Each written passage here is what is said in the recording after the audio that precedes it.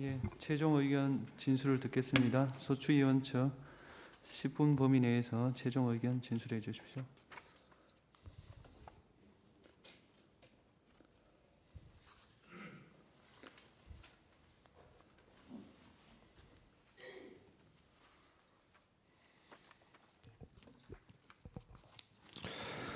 대한민국 헌법이 항상 옳았던 것은 아닙니다.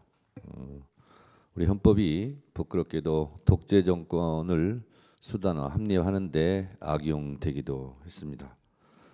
발췌개헌, 사사 오입 개헌, 그리고 독재자의 영구 집권을 꿈꾸게 했던 유신헌법, 그리고 국보위를 정당화시킬 수 있었던 오공의 헌법 등이 그러했습니다.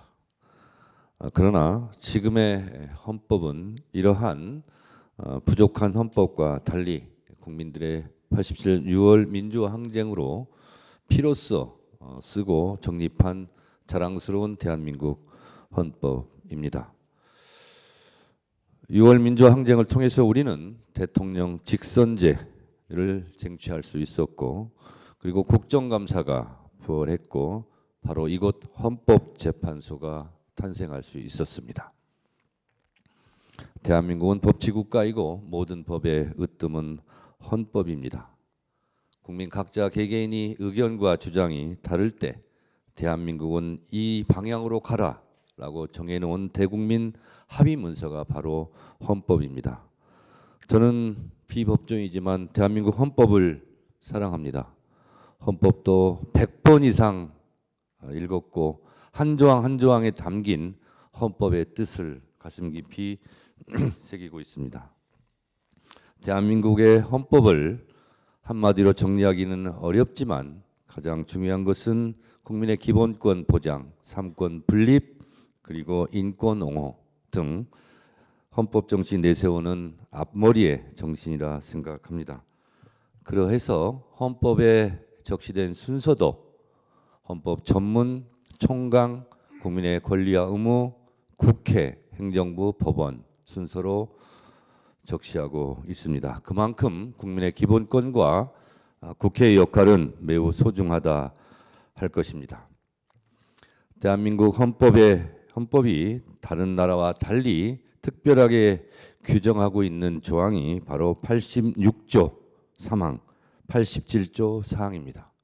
현역 군인은 국무총리가 될 수 없고 현역 군인은 국무위원이 될 수 없다는 조항입니다. 그만큼 우리 헌법은 군부 독재의 아픈 역사를 치유하기 위해서 전 국민이 노력해서 피로 써서 만든 조항들이 헌법 곳곳에 있습니다. 대한민국 헌법 제77조 1항은 전시, 사변, 국가 비상사태가 아니라면 계엄을 선포할 수 없다고 되어 있습니다. 대한민국 헌법 130개 조항 중에서 제 개인적으로 봤을 때 헌법 제11조와 헌법 제84항은 모순 관계에 있습니다. 모든 국민은 법 앞에 평등하다고 했지만 유일하게 대통령은 내란과 외환의 죄를 범하지 아니하고는 형사소추권을 인정하지 않고 있습니다. 그만큼 대통령에게는, 1인에게는 헌법적 특권을 부여하고 있습니다. 그런 헌법적 특권이 있는 대통령이라 할지라도 내란과 외환의 죄를 저질렀을 때에는 헌법 제11조 모든 국민은 법 앞에 평등하다는 정신에 따라 처벌되고 탄핵이 돼야 되는 것은 우리 헌법이 규정한 정신입니다. 이런 면에서 내란 우두머리든 내란 중요 임무 종사자든 내란 부하 수역자든 아니 형법에서 규정하고 있는 내란 선동자든 이 헌법 정신에 따라서 준엄하게 처벌받아야 된다고 생각합니다. 피청구인 박성재 법무부 장관은 누구보다 다른 부처의 장관보다 이런 헌법 정신을 잘 알고 있을 것입니다. 다른 장관보다도 이런 위헌 위법한 비상계엄을 선포하려고 하는 윤석열 대통령에 대해서 정말 목숨 걸고 반대했어야 된다고 저는 생각합니다. 그런 면에서 많은 아쉬움과 부족함이 있습니다.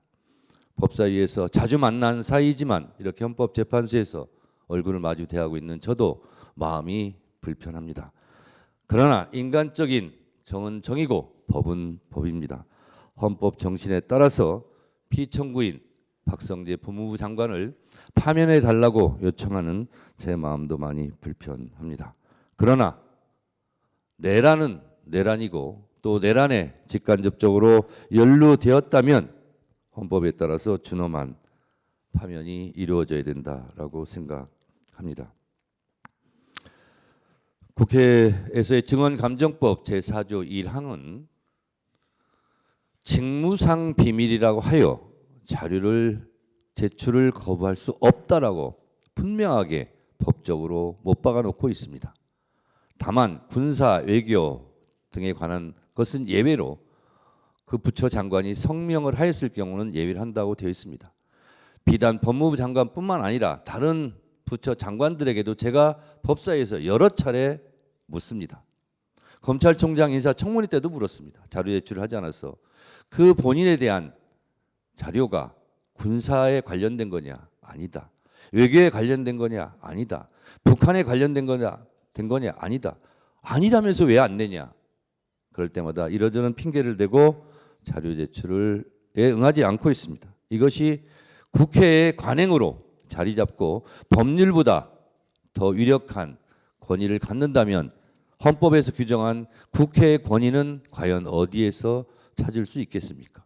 그것을 헌법재판소에서 바로잡아 주시기 바랍니다.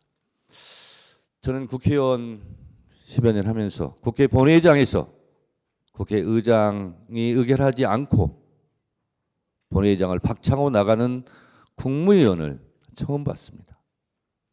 국회는 국회 개인에 대한 명예와 개인에 대한 체면이 중요한 것이 아니라 헌법기관으로서 국회의 역할이 있는 것이고 행정부의 국무위원들은 또 헌법과 법률이 정한 범위 내에서의 권한과 태도가 있을 것입니다. 공무원은 국민에 대해서 무한한 봉사자라고 헌법에서 규정하고 있고 성실 의무, 정치적 중립 의무도 다 헌법과 법률에서 정한 지켜야 될 규범입니다. 이러한 사실을 명백하게 인지하였을 법무부 장관이 헌법과 법률에 위배되는 그런 행위를 하였을 때 과연 그것을 제지하고 헌법에 맞게 언행을 하라고 판결할 수 있는 곳은 헌법재판소가 유일합니다. 나라가 매우 혼란스럽고 불안과 공포 속에서 하루하루 국민들의 삶이 허리가 꺾여가고 있습니다. 우리 헌법재판관님들께서도 너무나 잘 인지하고 목도하고 계시다시피 헌법재판소로 이곳을 둘러싼 수많은 혼란과 갈등이 존재합니다. 그것이 눈에 보이는 헌법재판소를 둘러싼 갈등만이 있겠습니까? 지금 대한민국 곳곳에서 전 국민이 대통령 윤석열의 내란 사태로 그 이후로 너무나 심한 고통과 스트레스를 받고 있는 것을 너무나 잘 알고 계실 겁니다. 사실 오늘 법무부 장관 박성재 피청구인에 대한 탄핵 심판이지만 온 국민은 내란 우두머리 피의자 윤석열 대통령에 대한 탄핵 심판 선고일이 언제일지 그것이 가장 큰 관심사일 것입니다. 피청구인 박성재 법무부 장관에 대한 파면을 포함해서 대한민국을 구한다는 국국의 심정으로 헌법재판소 재판관님들께서 대한민국 국민들을 어여삐 여기셔서 하루라도 빨리 탄핵, 대통령에 대한 탄핵 선고기일을 지정해 주실 것을 주제와 관련 없지만 제가 간곡하게 요청드리고 호소드립니다. 대한민국 국민들이 너무 힘듭니다. 재판관님들께서도 그 중압감과 고통에 괴로우시겠지만 더 큰 고통을 안고 하루하루 힘들게 살아가는 국민들을 위해서라도 법무부 장관을 포함한 윤석열 대통령에 대한 탄핵 심판도 서둘러 주실 것을 국민의 한 사람으로서 간곡하게 부탁드립니다. 고맙습니다.